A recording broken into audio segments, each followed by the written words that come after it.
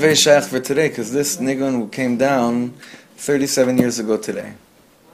Rosh Chodesh Av, and it's a whole story how 37 years ago this summer was Mivtza Entebbe, was when Yoni Netanyahu Mamash gave his life for Am Yisrael, the Prime Minister's brother, in Entebbe, Shalom Aleichem.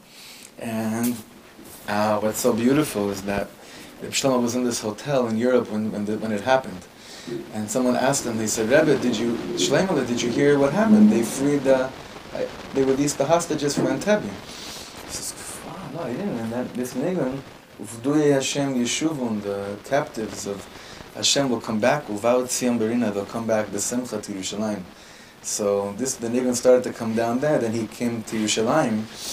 In Rechavia, 1976, he was spending a whole 2 weeks there teaching every day, which Baruch Hashem, many of the teachings that we've been learning for many years now are from those 2 weeks in the home of a very special couple who unfortunately both of them passed away in the last few years, Monique and Gavriel. So what's amazing though is that he forgot exactly how he went, and he wouldn't stop. You have to hear these recordings, he just wouldn't stop. He'd keep on going back, and he begged for quiet. He said, Chavra, I'm like pushing out everything, I'm drawing out everything from my neshama, from my kishkas, please, you gotta just give me everything.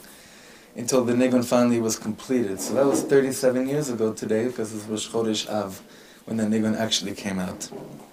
So, let's say one more time, and Mizrat Hashem, all the Fduim, all the captives of HaKadosh Baruch Hu should come back to Yerushalayim b'simcha. That has many meanings. Has many, many meanings. Not going to get into it, so we have plenty to get to tonight, but for whatever that means.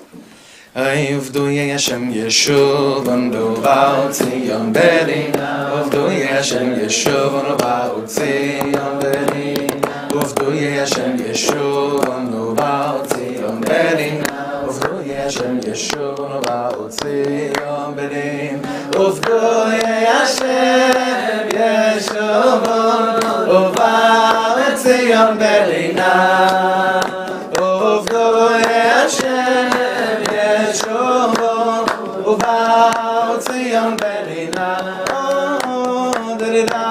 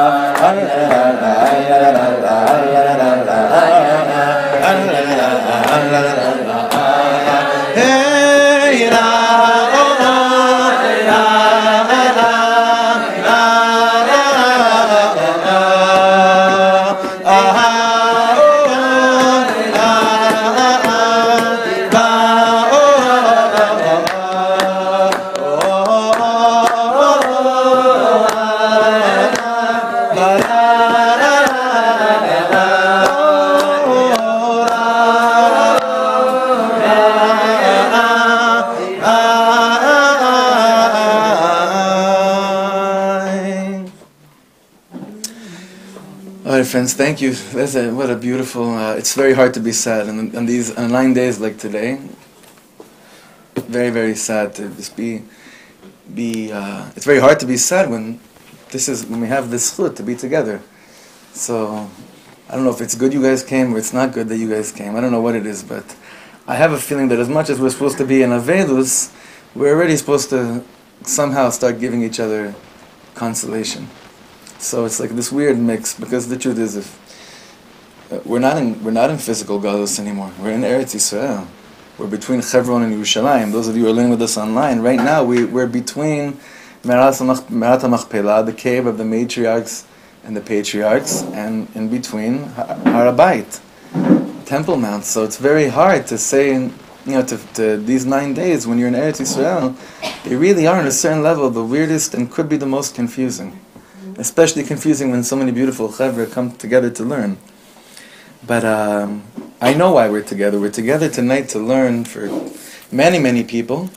But tonight we need to give special learning. I was listening to last year's recordings. I wanted to make sure we didn't do last year's piece, even though then I thought to myself, that's a very stupid thing to say, because how did Rav Kook become Rav Kook? He did Chazara 40 times. He did repetition 40 times over each page of Gemara that he learned. That's what he answered when he said, that's how I became Rav Kook. So if he did 40 times Chazara, repetition, on each page of Gemara that he learned, we can also learn a piece of Rabbi Shlomo twice and not feel like, oh, he's feeding us old herring, So, it's a very important thing. But when I was listening to last year's recording, I wanted to see where we were, and it opened up by davening for two very, very special neshamas who, a few days after we were learning for them, they unfortunately passed on, left this world, and the Yortzeit is now. One was on this past Shabbos, and one's going to be this Thursday. But afilu cherev chadam munachat al tzavaro shel adam al yimna atzmo min harachamim. Sages tell us that even when a sharp sword is placed among mamish on your neck, there's never a situation, a reality where a yid says, "Nah, I don't have a chance to receive Rahmanis from HaKadosh Baruch Hu, to receive compassion." So we have two very special people. One of them is a very, very close friend of ours. I want to do tonight's learning for one of them is going for a very serious procedure tomorrow. Geulia Shomron Abat Leah Rachel. Should have all the angels should escort her into the operating room and only bring forth good tidings and good news, B'ezrat Hashem. And a friend of ours, Ima, unfortunately, was just diagnosed with Shelo Nida, Perel Dvora Bas Gittel. She should have an immediate refuah shlema. And these tests, Hashem shouldn't put us through too many tests of emunah. B'ezrat Hashem. Wow, okay. Chodesh Tov, everybody. Someone asked me this morning, are you allowed to say Chodesh Tov in Chodesh Av? So, this is the best month. This is the best month. This is literally the best month in the world. To understand what Rosh Chodesh means, to understand what almost every single aspect of emotions, to relate to yourself, to understand yourself, to get to know yourself. This is the month to get to know yourself. All of us are extremists. All of us really go through the highest of the highest and the lowest of the low. I've always say this, and I mean it more and more. I've yet to meet someone in my age, meaning in my time, and I'm sure this would be true for thousands of years, that they said about themselves, there's nothing really deep. I didn't really go through too much. I mean, right now, if I just go like this and get 3 faces in the corner of my eye, you could write Megillas on each person's, Olam Hazeh, and thoughts of their Olam Haba already, right? Then there's no such thing anymore as a person that doesn't go through a lot in this world. I don't think there ever was. But people were never they were never so much attuned to what they're going through than these days. The world is so alive. It's alive because people are getting more and more in touch with their emotions. We were editing, which reminds me, we're finishing right now this last run through this Sefer, which B'ezrat Hashem will come out this coming Hanukkah, teachings of Rabbi Shlomo on Hanukkah. And Rabbi Shlomo says there about Yehuda Maccabi, what he was able to do is that he was able to find youth. How did the Maccabees, not Maccabees, how did they start their career, right? How did the Maccabees, the Maccabim, how did they start their illustrious career? It's a Yehuda Maccabi. Judah the Maccabee was strolling the streets of Eretz Yisrael, and he found people who wanted to be in touch with themselves. That's really how it started. It's not exactly that lashon, but that's the whole story. Chodesh Av, the month of Av, which we began today, is really the month to get in touch with yourself on a very real level, meaning get in touch with your emotions. How so? Well, the month itself is called Av, which means Abba, which means father. And then you all know that at a certain point in the month is only referred to as Menachem Av, the consolation of a father. And the Chazon Ish, actually, it said about him that he would only letters signed after Tu B'Av, he only signed Menachem Av. He said that the Nechama already comes in so strong, the consolation comes on so hard, so strong at a certain point in the month of Av, and it changes from an Abba, the consolation of a father, to the consolation of a mother. I don't want to get too deep into the differences between the two, but how do we start off the month by being connected to what fatherly love would be like, as opposed to motherly love, which you could write volumes and volumes on this. Menachem Av is the Rosh Tevos M, just like we have Av in the beginning of the month. So Rav Wolfson I saw brings down that Menachem Av, the second part where you're consoled through happiness, that's where a mother really shows up very, very strong. Menachem Av is Rosh Tevos M, is the acronym from the word mother. You have both elements of father and mother. You have child. You have all of the above. You have the deepest teachings, the most profound teachings of what Tisha B'Av, the 3 weeks, 9 days, Tu B'Av, what it's all about, these very illustrious days, very strong days that it's not stam, just another dates on the calendar. And like we learned last week, they're not just, what did we call it? It's not just a summer damper, right? Tisha B'Av is not just a damper on the summer. There's something really, really tremendous going on. We have a Masoret in our tradition that Mashiach is born on Tisha B'Av. That means redemption sprouts out on Tisha B'Av. So there's big, big things going on. But I once saw something by the Kotzker Rebbe that put everything into proportion. How to deal with these big things that are going on. So the Kotzker Rebbe says, look at every year when Tisha B'Av comes, you look at all the Torahs you've learned, you listen to all the theories that you've heard from different Rabbanim, Rebbitzins, simple people. You hear all the people who say, this is the derech, this is the right way. That's the right way. And it is so confusing to know what the right way is. And I said something very simple right now, but that's like the deepest thing in the world, I think. That it's so confusing to know what the right way is. It's definitely, ultimately confusing to know how to be a Yid in 2013 when you're not connected to your own soul. When you don't know who you are, it makes the whole thing a million miles more harder and difficult to know what to do and how to be a Yid today. It used to be enough that I just follow like a puppet. I have a Rebbe and I follow whatever it is. But you and I were living, I don't want to take away from anyone's Rebbe. Most people that I know in this room or that I have a little bit of a connection to, I would say that a common theme that's come up in almost every conversation I've had with anyone in this room is the fact that we're all spiritual orphans. That we're all spiritual orphans. And as much as we have mashpim, people that influence us, the guide, those people whose words would define the way, are not around anymore. And it's very clear that's how it's supposed to be as well. Because our neshamas are supposed to be the torches.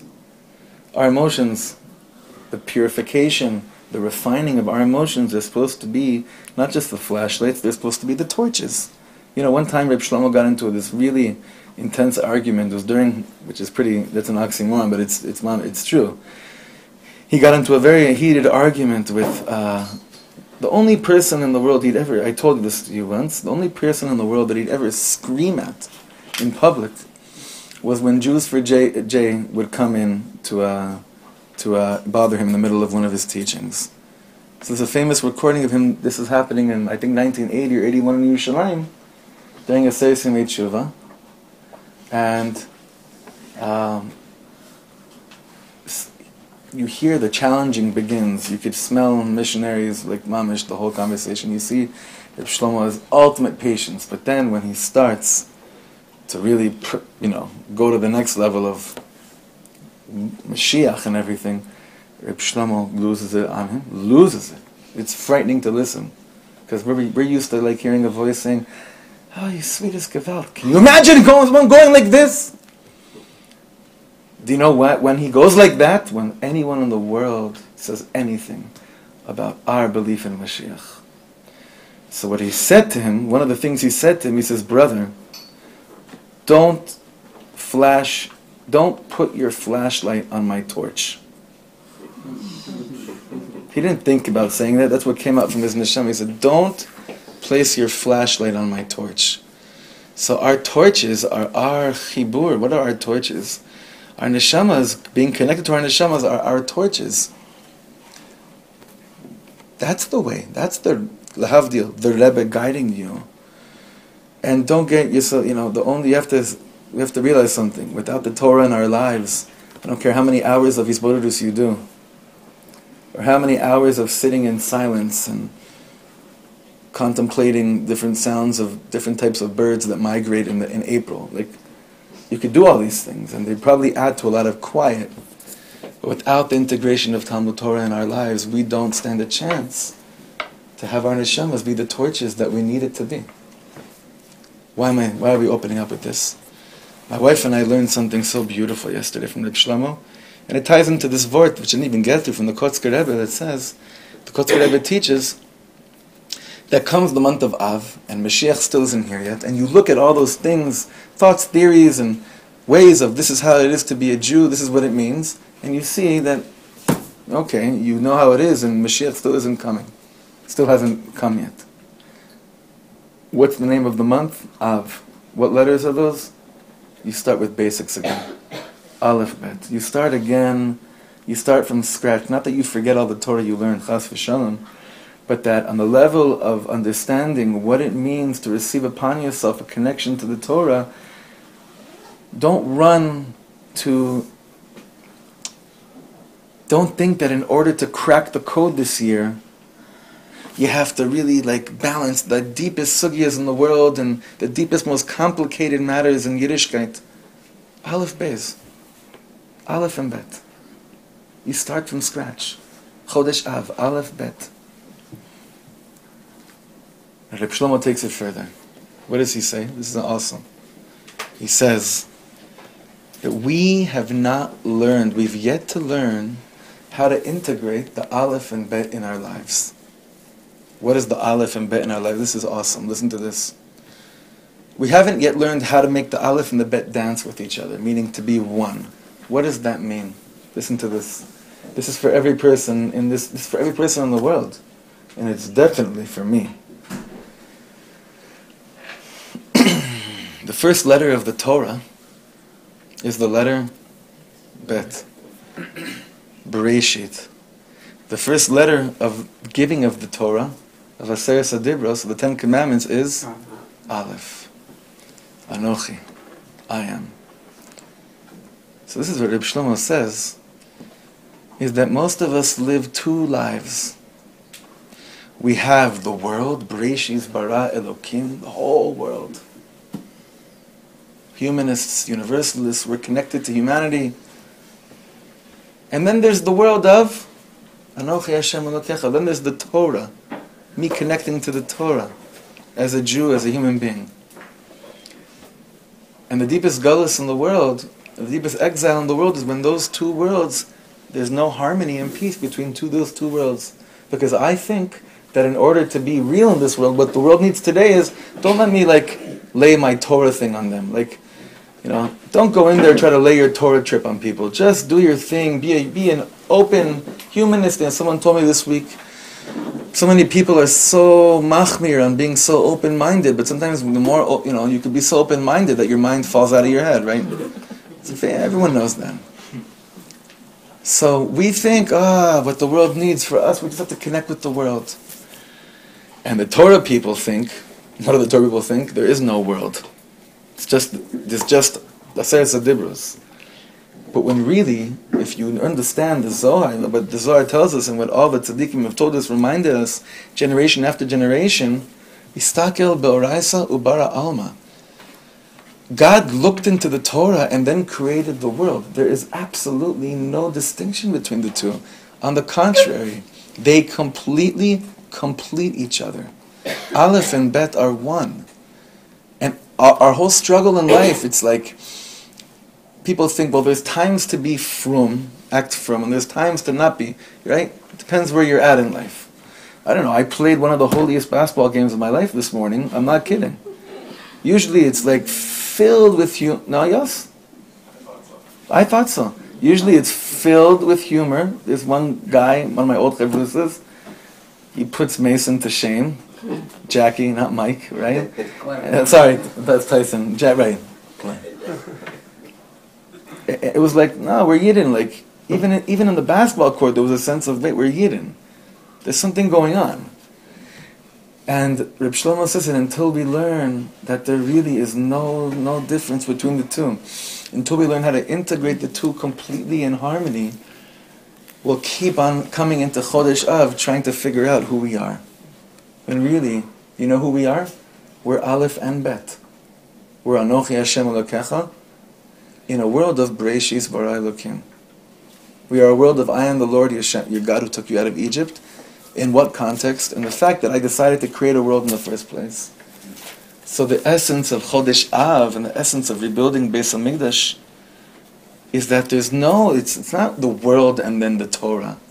It's only one thing, God. And what's God? Melo chol haaretz kavodo. The whole world is Hashem's kavod. It's all one. Now, I'm tempted to not go back into text tonight because there's so much my heart's desiring to share. But I'm going to stop myself because I really I have to stop myself because I really feel that this is very personal. But I want you to know that each of you that come to our home and grace our home with your eyes of kisufim, eyes of longing, and the truth is this is for all the chevra that are learning with us online, and really it's all your emails, all your ideas, all your questions. and all your thoughts are part of every single time that we learn together. But every time we start learning, I feel like the clock is mamish like the dark side. Like because it has, you hear what I'm saying? But tonight I have to mamish, like I have to pull myself, and I'll tell you why. Because I know that we don't want another Tisha B'Av next week. That's full of pain. Like we really don't want. And like last week we were learning, like we can't, forget what you want. We can't afford to have another Tisha B'Av this next week. Just to give you an example, talk about Aleph and Bet, the world in Torah. Did any of you walk on the street today and look at other people? Did anyone here walk on the street? Can you notice for a second someone you saw walking down the street today? Okay. Was that person smiling? Did that person look content with life? Okay. Do you know that, like, when we talk about rebuilding Beis HaMikdash, do you think that's only in order so Shlomo the Kohen can now start sacrificing again?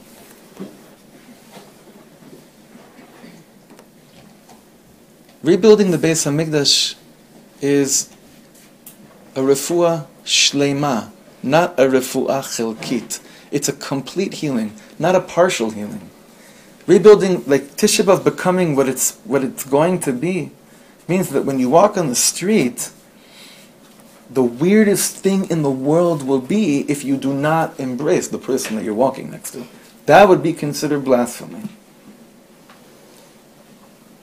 Remember Rabbi Shlomo said if he was chief rabbi, one of the first things he would do is that you'd get a ticket if you walked by someone on the street and didn't say hello to them? Okay. One day, no one in the world will find that humorous at all. Now, in order to really go deep, like mamash deepest depths, we've learned already so many times that the world's concept of going to the deepest depths usually means that the serious, heavy attitude has to come in, and that's how I'm showing that I'm a serious person who's receiving upon himself the yoke and fear and love of Shamayim. But we know already, right now, that if we're going to Aleph base, we're learning alphabet, we're going to the basics right now. Kids don't show up at Kita Aleph looking like people, that go later in life think this is what Yiddishkeit is all about. We're going back to basics tonight. And in order to go back to basics, we have to understand the basics of what it is we're actually hoping will not take place next week. The following teaching was Rabbi Shlomo speaking on Tisha B'Av night. So the talking here is like, I was never privileged to be with him Tisha B'Av night. I wasn't privileged to be with him at all.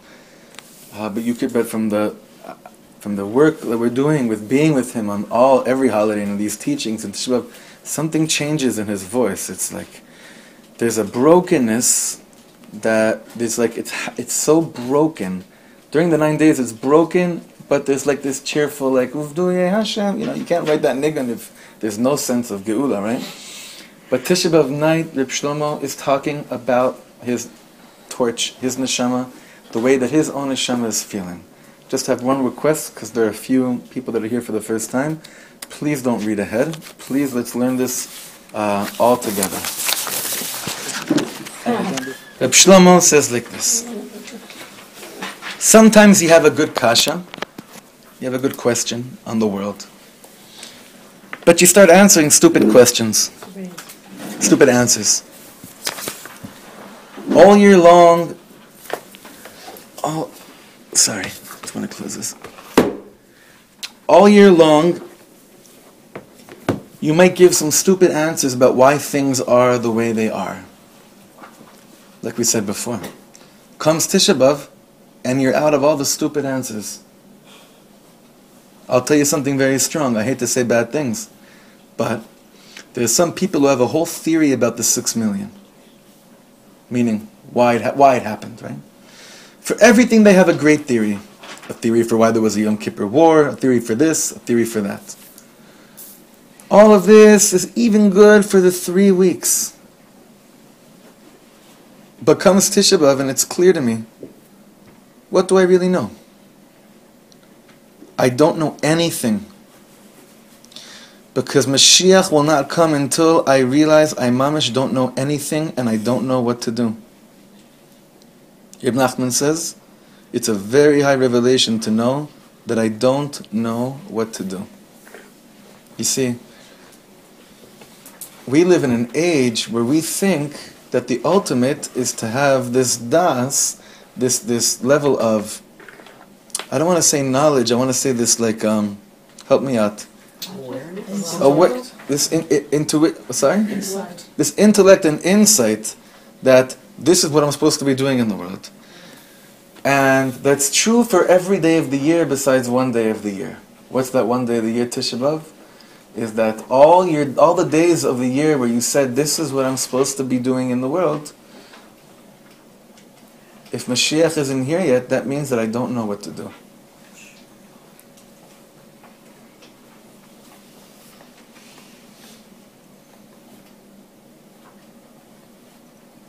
There's so many analogies running through my head right now. I don't want to go to any of them. I'm going to have Rabbi Shlomo continue.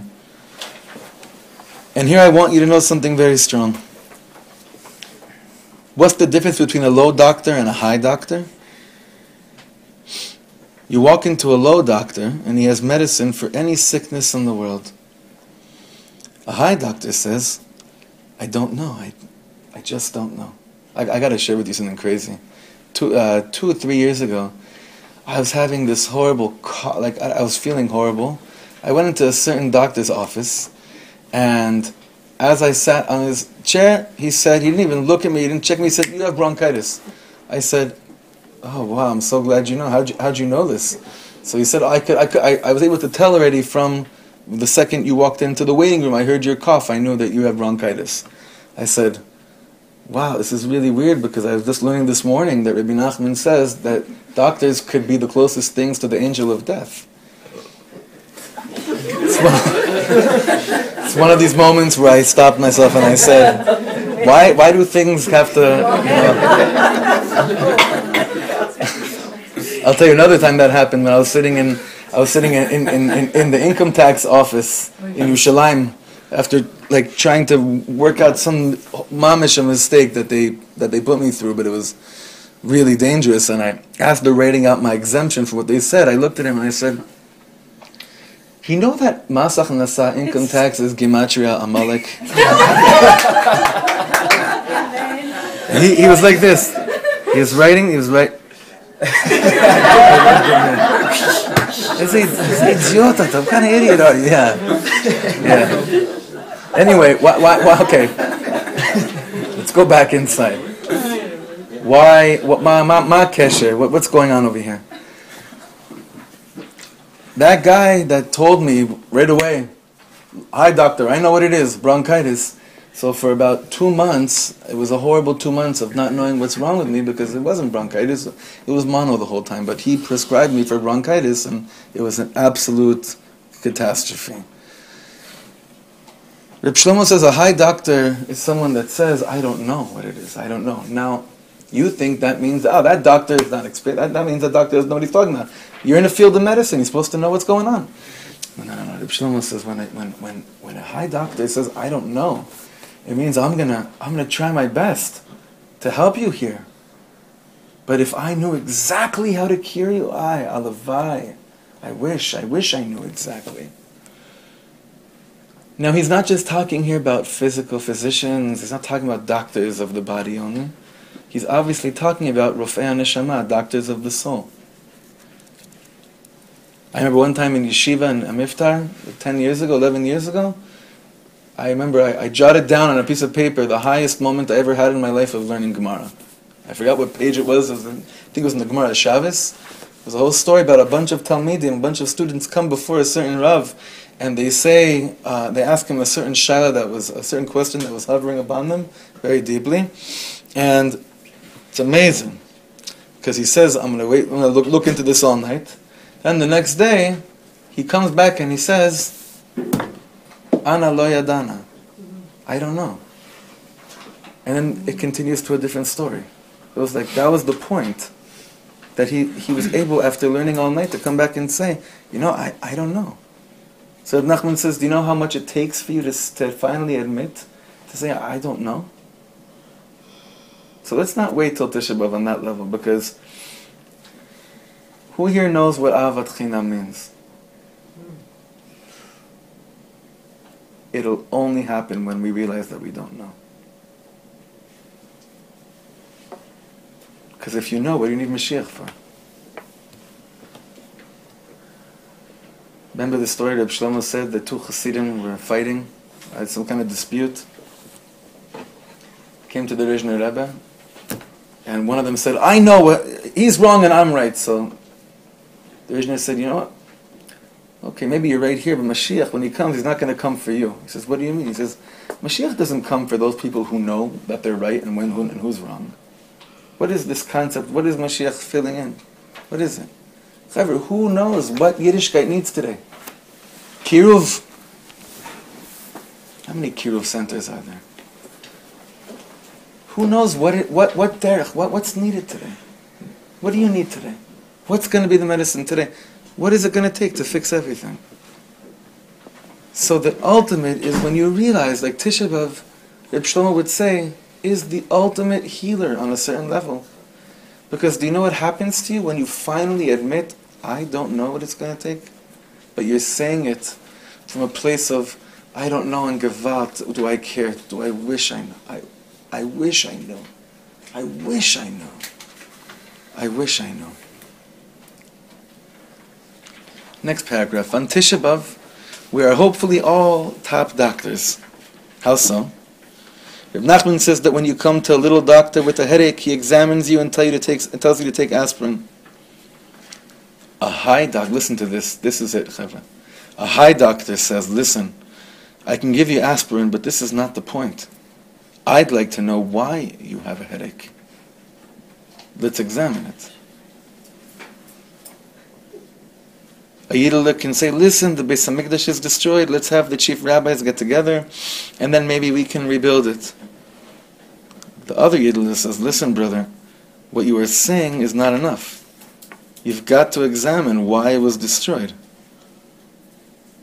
And some of you might say, listen, there's no Yiddishkeit in Israel. Let's make a few signs calling for tznius and another one for Shmir Shabbos, and that's it. But another Yiddish says, brother, don't kid yourself. Let's find out why we are bankrupt. Bankrupt. It's a joke. We're mamish bankrupt. Sweetest friends, on Tisha B'Av I realize, Ribono Shel Olam, my whole Yiddishkeit is nothing. Without, and why is it nothing? Because without the Beis HaMikdash, everything is garnished. I mamish need the Beis HaMikdash. I need the highest revelation. You know, all year long, that's why Chevra, all year long when we say words like this, it's like, what do you mean? That's not how to look at something. You look at a cup half full. But on Tisha B'Av, it's not a matter of half full. You don't even have a cup. You don't have half full or half empty. There's no cup even.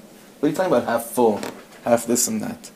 You know, it's like someone that his whole, you know, what keeps him going his whole life is that he knows that one day he'll find his soulmate. And that alone keeps this person going. The notion that he will find his soulmate. But that night, when his best friend gets married, the fact that he knows that one day he'll find his soulmate isn't enough for him. Or those moments in life when you can't bear this feeling of being alone, the notion that one day it will be good, that's not enough. It doesn't cut it. It just doesn't cut it. So we've been learning something that every time we've been learning it, people have a hard time swallowing it, digesting it. But I want to say it again, just to irritate all of you.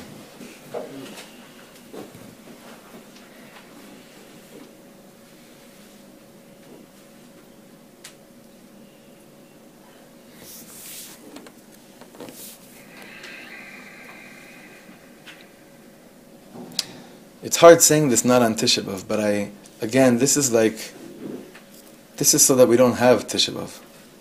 Not that I obviously have absolutely no idea what I don't know how to not have Tisha B'Av, but this is just, if we're together, I want us to explore this. In the last 5 hours of your day today, from 3:30 p.m., 4 p.m. today, the last 5 hours of your day today, okay, just look at your last 5 hours. Was the Beis HaMikdash missing in your life? Now, the answer is probably no, but this wasn't a question to start making people feel bad, because you know what? We have no idea what it means to have or not have a Beis HaMikdash.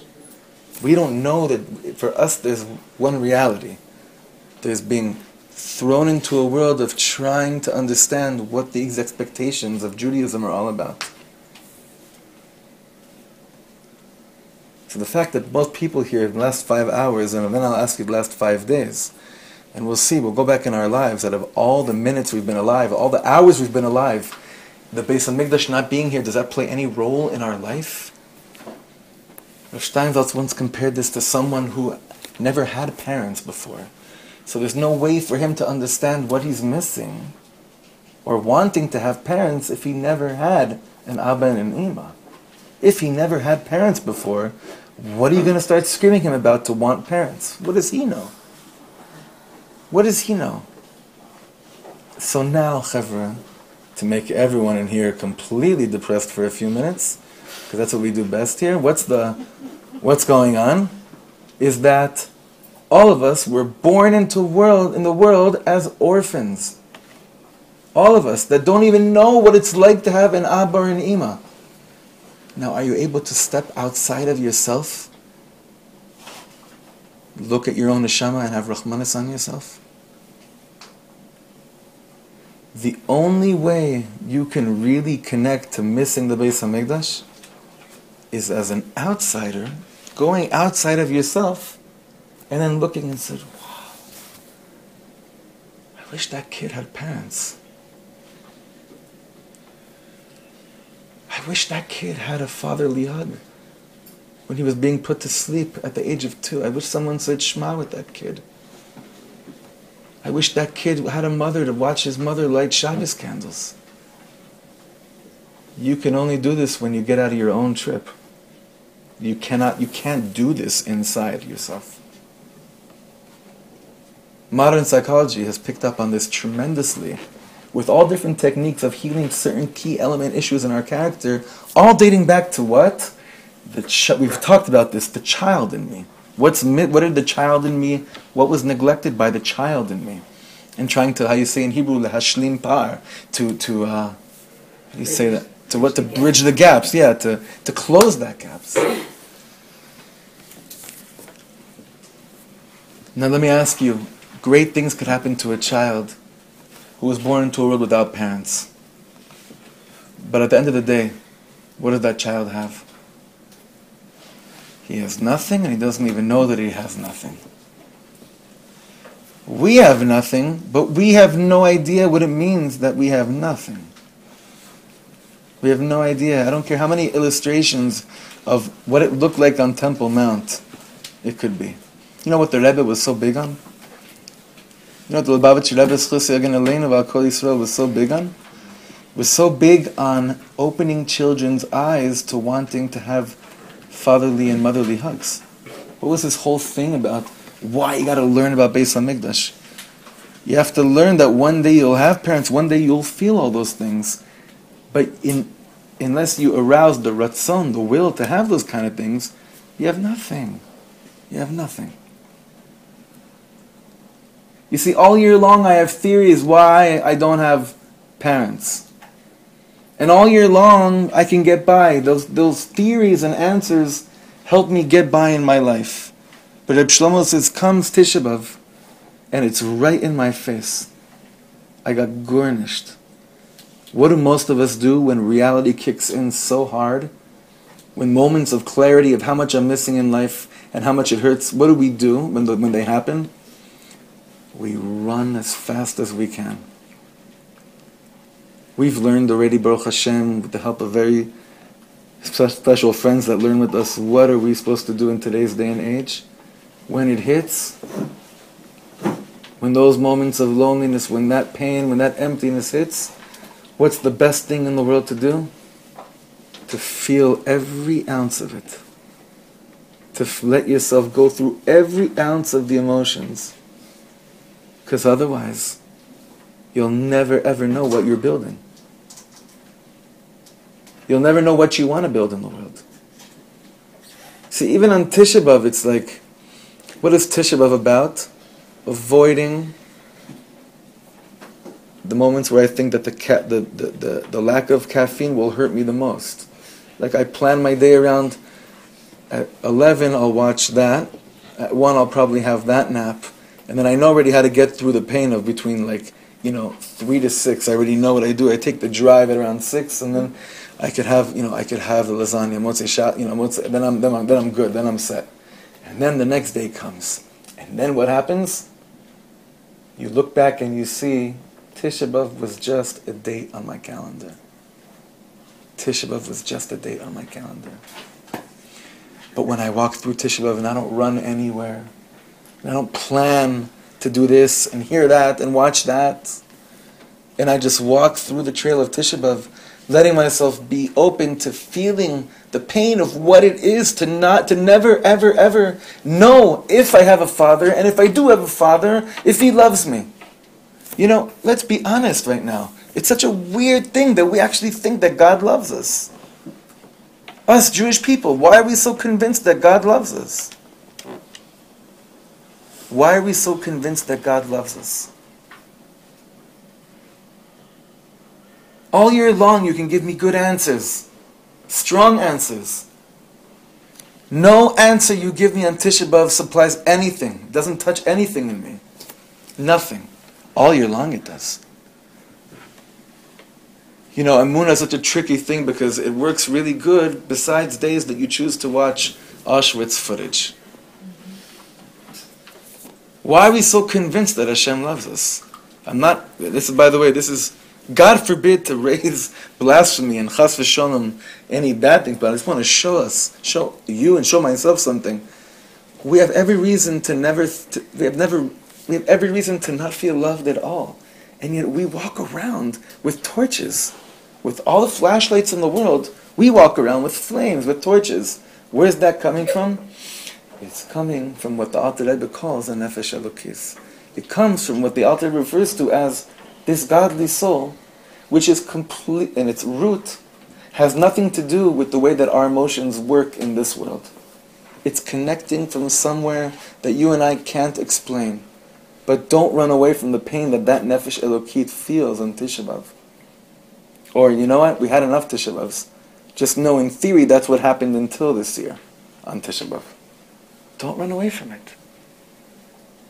Embrace it. Embrace it and say, thank you, God, that I'm alive. Thank you that I'm alive. Because you don't even know what you have without it. This is what Rabbi Shlomo is going into.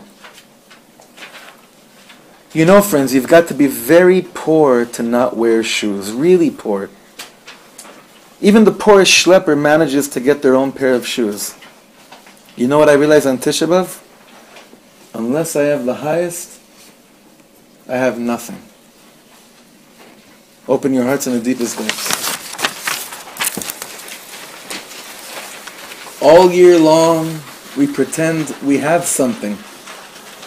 We pretend to have a little Shabbosel, a little Yom Tovul, a half a page Gemara. I have a yarmulke, my wife lights Shabbos candles, and I think that's all there is to it. But on Tisha B'Av I realize that unless Mashiach is coming, I am a poor schlepper. And this contrast is very hard to swallow. You know why? Because all year long we've been learning that if a person knows the fact that there's a concept called Parshas Bereshis, or you know one vort, Rabbi Shlomo taught us so many times, there's enough dynamic fire and energy in one word of Torah to keep you going for eternity. And here Rabbi Shlomo is saying, wait a second, all year long that might be true, but unless I have the highest, I have nothing. Rabbi Shlomo said somewhere else an amazing thing. If a person can make $1 million, but he only makes $100,000, it's not that he's didn't reach his potentials. He's bankrupt, spiritually speaking. If a person can make $1 million spiritually, whatever that means, and he only makes $100,000, it's not that you have a little. It means you have nothing. Rabbi Shlomo said if a person could be a wise pillar of wisdom in Am Yisrael, but he's a garbage collector, so you might say he has a job. He doesn't have a job. He has nothing. So all year long we give each other little nechamas of what we have to keep us going. So we think we have to continue with that energy of giving each other little nechamas, little consolations, also through Tisha B'Av, so that we don't lose it. Because what happens to you when you realize that everything you have is nothing compared to what you could have? What happens to you when you realize that everything in life that you have as family is nothing until you meet your mother and father? The Gemara says that the second paragraph, the Gemara says that the Ribbono Shel Olam can only put light into empty vessels. What does that mean? Imagine if I have a piece of herring on my plate and someone wants to put another little piece of herring on my plate. No problem. It's not a problem. But you know something? The Ribbono Shel Olam will not give me a piece of herring unless I take off my own piece of herring. Okay, what's he talking about? Besides like Kiddush clubs, what is he talking about? I come to the Ribbono Shel Olam and say, listen, I have a lot of Yiddishkeit in me. I'm sure you noticed, and I hope you're proud of me. The way I shuckle when I daven, I believe you noticed. The way I roll my eyes when I say Shema Yisrael, quite tremendous, no? Ribbono Shel Olam, you've never seen anything like it before. But like, not jokingly, Chaver, right now, let's go deeper. Let's look at our own lives. We really do, on a certain level, can look at God and say, look, I could have chosen another life, but look where I am. Look how much I've done. Look what I've taken upon myself. Look how much I've grown. Look what I've refrained from. Look at all those things. Look at all those areas where I've actually grown tremendously. So when you say that to God, and God wants to place within you something completely new, real, something that you've never ever experienced before, there's no room for it. God can only place His light into empty vessels. But if you think you know something, there's no room for Hashem to do what He does best. HaMechadish b'tuva b'chol yom tamid. Renewing. Is that an idea for the whole year or just for Tisha B'Av? If I think about that every day of my life, then what's the problem? I have empty vessels all the time. No, I'll never put anything on my plate, because I'll always say, listen, I can only put what God, I can only really live with what Hashem puts on my plate. So it's like subconsciously, it's true, but I can't consciously walk around like that, because then I'll say like any word of Torah I ever learned. Well, tomorrow I have to forget it. By tomorrow I have to forget it because God wants to put something new on my plate. So on a prat level, on a detail level, I don't know if it's shaykh, but on a klali level, on a geuladik level, 1,000,000%. But it's an awesome question what you're bringing up. On Tisha B'Av, I'm standing before God and I'm saying, not only did I do wrong, I didn't do anything good. I didn't do anything because obviously the Beis HaMikdash is still not here. Aleph Bet, Chavra. Aleph Bet. Starting to scratch. Sometimes I talk to parents who, God forbid, some of their children left Yiddishkeit. Of course, some of them say, my son has a tremendous Jewish education. He went to Sunday school, and at home, on Friday night, we always have chicken soup. Just recently, Nebuch, a girl knocked on my door. It was mamish heartbreaking. A Jewish girl with a shaved head. She was just sworn in to become a Zen Buddhist monk. I'm telling you. It was mamish so heartbreaking to see. Mamish a heilige neshama, a holy soul. She was really looking for something holy and deep. She told me about all she went through in her life with her parents. Then the mother calls me up and she says, I just can't understand my daughter. We gave her such a tremendous Jewish education. You know what it is? if only this woman would come to me on a Tisha B'Av level. What does a Tisha B'Av level mean? It means that I could never utter those words, because for her to get out of this trip, I have to take thousands of dollars of so-called Jewish education herring and remove it off the plate. Because for what Hashem wants to bring down to get us out of the trash can,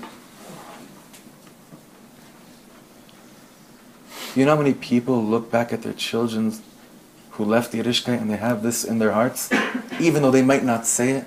I don't understand. 12 years of private Jewish education. Today, Chaver, what's 12 years of private Jewish education for one kid in America? Insanity. Okay? But Rabbi Shlomo says, but if only she'd come to me on a Tisha B'Av level, meaning I realized that everything that I thought was talking to her neshama, or was for her, is nothing.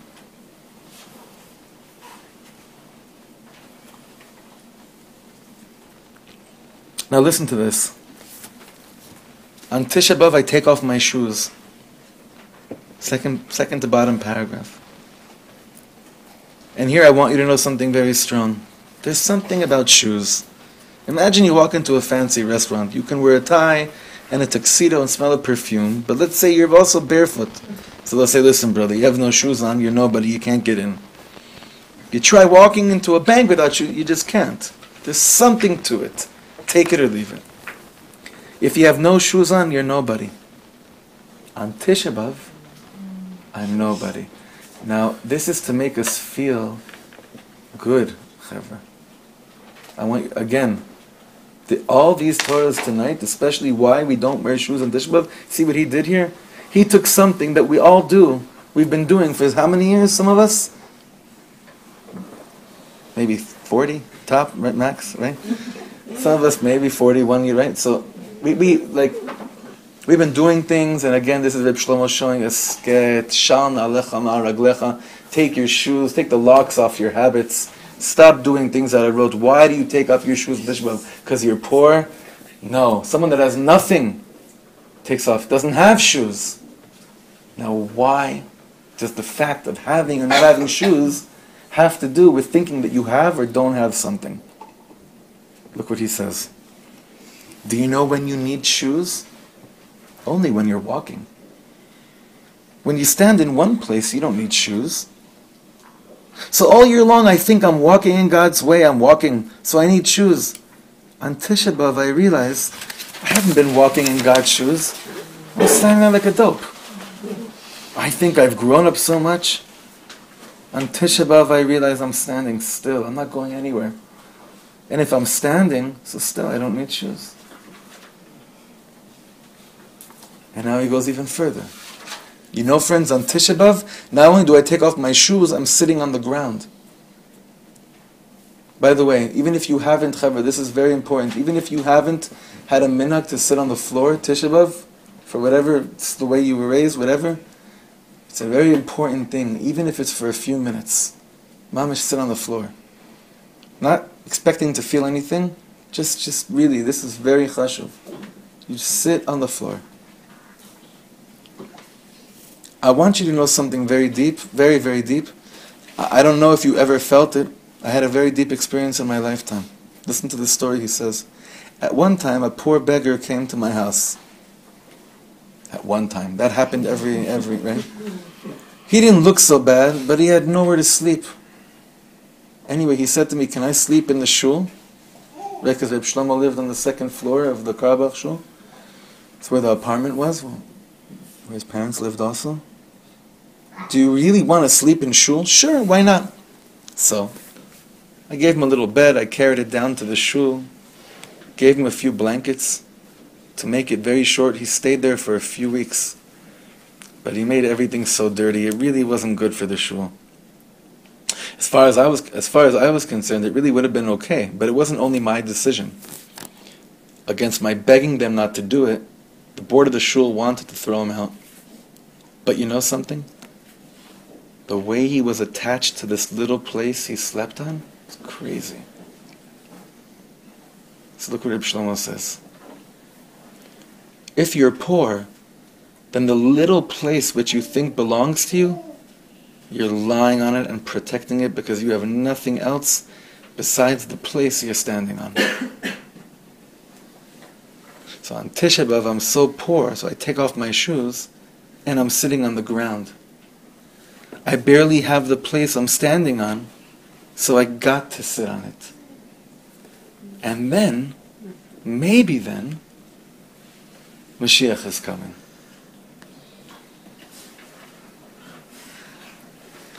You know that Rabbi Shlomo does this, by the way, with every single holiday. And I say holiday because Kara Alay Moed, Tisha B'Av is a Moed. It's a holiday on a certain level. Where he takes all the rituals that we do all the time just because we think this is what we do, to show you, wait a second, how about doing it? Don't stop doing it. But go to the depth of why it is you're doing what you're doing. So what are the 9 days, Chavra? We kind of figured out how much we don't know what Tisha B'Av is, but a little bit of we're in the 9 days. We're in Bet Av. Today was the yahrzeit of Aaron HaKohen, of his son Elazar. My mother just mentioned to me. Another big tzaddik in Am Yisrael, Ro'i Klein, Hashem Yikom Damo. Today's big days. Okay, Rosh Chodesh Av starts. I think also today was the Bobover Rebbe's yahrzeit. These are big, illustrious. These are exalted neshamas. Mamish, big neshamas. There's 8 more days of this chance to completely remove our old herring from the plate. So that's all it is. That's all it is. These 9 days could become so depressing when you're trying to crack a code. When you think, if only I figure out, you don't think for thousands of years people have been trying to figure out what achdus means, what it means to be together? And we've already mentioned that those people who speak most about achdus, are the ones that have the hardest time beginning to understand what achdus means, but they know that it's a very sexy word. So, it's so awesome to go into the direction of trying so hard to get to know myself, because when I really, really know myself, and I'm really connected to the godly part in me, just like I look at my child, and I want my child to have absolutely everything in the world, and I won't do anything in the world until my child has everything in the world. Meaning I won't stop for a second until my child has it all. You know what my child needs from me? My child needs from me to also want to feel like I deserve everything in the world. But the only way I could begin to understand what that means is to look at all those things that I think are mamash so high and holy, and realize that all year long they're gewalt. But on Tisha B'Av, all those things, and here I'm going to say something hard, 1948, Zionism, all those things. Let's say something even worse, the Kotel, all those things. If I don't have everything, the Kotel is nothing. Tisha B'Av. How do we know what people? You know where people are most broken in the world? By the Kotel Tisha B'Av night, because they realize this is what I have. I sit on the floor. 1 year I mamish did this. I never forget. I just sat there till a friend of mine who had just come down from Har HaBayit a few hours earlier couldn't remove this really nerdy grin from his face the whole time we were sitting down the Tisha B'Av night. I said, what's going on with you? What's wrong with you? He says, sorry. Up there, I tasted up there. I don't know. I see we're all mourning, but I don't know what to tell you. I can't remove this grin. You know why? Because when you're up there and you come back down here, You realize you have nothing, and it feels so good to realize that.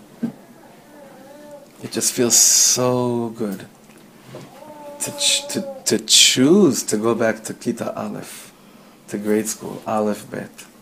You know, a parent that's educating their child and realizes, look, as much as I've done good and as much as I've put a lot of money in and also done my own chinuch, it feels so good, it feels so humbling and so perfect to sit in front of your child and say, teach me how to be perfect. Teach me how to be what you need from me. If you think you know the answer to it, then you'll never, ever be able to give your child what your child deserves. Ever. But if you take them and say, okay, you chose me, so it's on you right now. You teach me how to be there for you. Simple as it is. Teach me how to remove my old herring. Catch me on my old statements. Catch me on those one-liners that when I say them, it gets to you and your veins pop out of your forehead. Catch me on them. Please, catch me on them.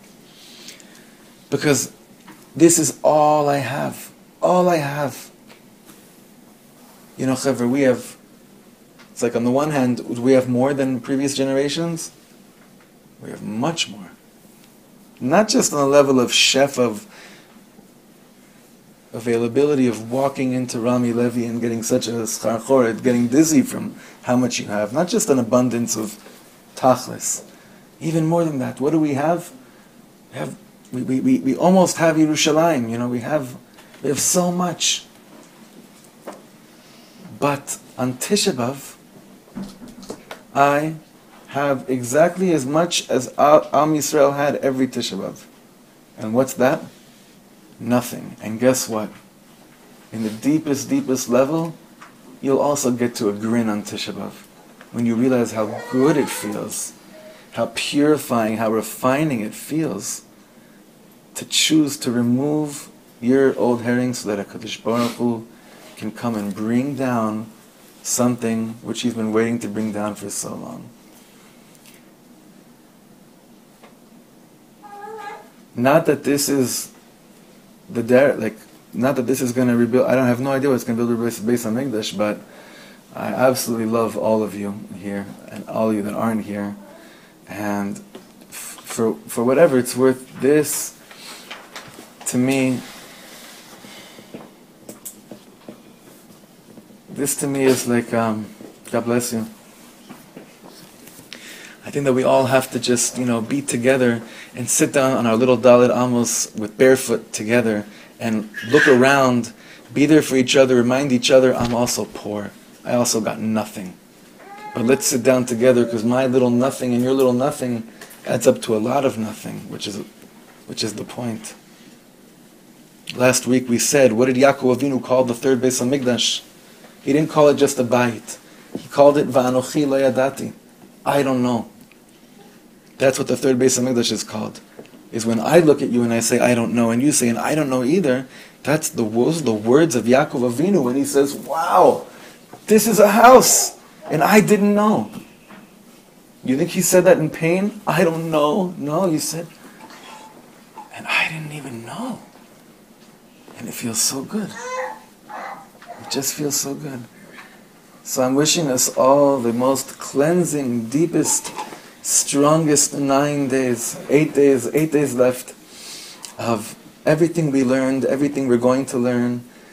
And Bezrat Hashem, please God, we'll get so in touch with the child in us, we'll get so in touch with who we are so we could be the torches that the whole world is waiting for us to finally be. Bezrat Hashem.